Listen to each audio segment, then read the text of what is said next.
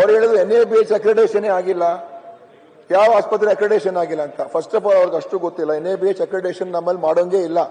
ನಮ್ಮಲ್ಲಿ ಏನೇ ಇದ್ರು ಕೂಡ NQAS ಅಂತ ಮಾಡ್ತಾರೆ, ನಮ್ಮ ಡಿಸ್ಟ್ರಿಕ್ಟ್ ಹಾಸ್ಪಿಟಲ್ಸ್, ತಾಲೂಕು ಹಾಸ್ಪಿಟಲ್ಸ್. ನಮ್ಮ 17 ಜಿಲ್ಲಾ ಆಸ್ಪತ್ರೆಗಳು 16 ನಾವು NQAS ಕ್ವಾಲಿಫೈಡ್, ಅಂದ್ರೆ ನ್ಯಾಷನಲ್ ಕ್ವಾಲಿಟಿ ಅಶೂರೆನ್ಸ್ ಅಂತ ಮಾಡ್ತಾರೆ. ಮಾನ್ಯ ಅಧ್ಯಕ್ಷರೇ, ಆಮೇಲೆ ತಾಲೂಕು ಆಸ್ಪತ್ರೆ, ಜಿಲ್ಲಾ ಆಸ್ಪತ್ರೆ ಬಗ್ಗೆ 147 ನೋಡಿ. ಇದೆಲ್ಲ ಮಾನ್ಯ ಅಧ್ಯಕ್ಷರೇ,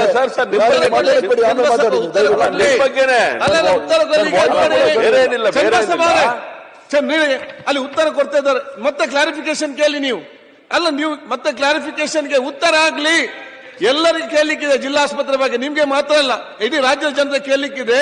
ಅವ್ರು ಉತ್ತರ ಕೊಡ್ತಾರೆ. ಉತ್ತರ ಕೊಟ್ಟ ನೀವು ಮಾತಾಡಬೇಡಿ, ಅಲ್ಲ ಅದು ನೀವು ಕಲಿಬೇಕು. ಅವ್ರ ಗಂಟ್ಲ ಸರಿ ಇಲ್ಲ, ಅವ್ರ ಗಂಟ್ಲ ಸರಿ ಇಲ್ಲ, ಮತ್ತೆ ಕೇಳ್ತಾರೆ. ಅವ್ರ ಗಂಟ್ಲ ಸರಿ ಇಲ್ಲ, ದಯಮಾಡಿ. ಮಾನ್ಯ ಅಧ್ಯಕ್ಷರೇ, ಎಲ್ಲ ಒಂದು ಅರ್ಥ ಮಾಡಿ. ಫಸ್ಟ್ 17 ಜಿಲ್ಲಾ ಆಸ್ಪತ್ರೆಯಲ್ಲಿ ನಿಂತಾಗ ಅವ್ರು ಉತ್ತರ ಕೊಡಂತ ನೀವು ಕ್ಲಾರಿಫಿಕೇಶನ್ ಕೇಳಿ.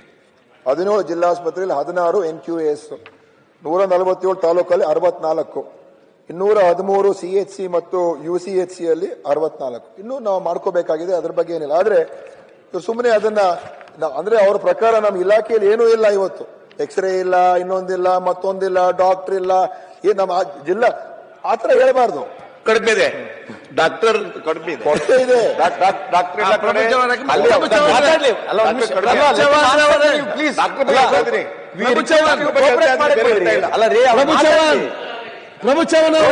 ಅಲ್ಲ ಒಂದ್ ನಿಮಿಷ, ಈ ವಿಷಯನ ಅಲ್ಲ ಒಂದ್ ನಿಮಿಷ, ಅವ್ರ ಪರವಾಗಿ ನಾನು ಮಾತನಾಡ್ತೀನಂತಲ್ಲ, ಈ ವಿಷಯನ ಅವರೇ ಚರ್ಚೆಗೆ ತರಬೇಕಂತೇಳಿ ಎರಡೂ ಸದನದಲ್ಲಿ ಅವ್ರು ಹೇಳಿರ್ತಕ್ಕಂಥ, ಇದು ಗಂಭೀರವಾಗಿ ಚರ್ಚೆ ಆಗ್ಬೇಕಂತ ಹೇಳಿರ್ತಕ್ಕಂಥದ್ದು ಅವರು. ತಾವೆಲ್ಲರೂ ಮಾತನಾಡಿದ್ರೆ let him speak, have patience, later on you speak, any clarification is ready to give.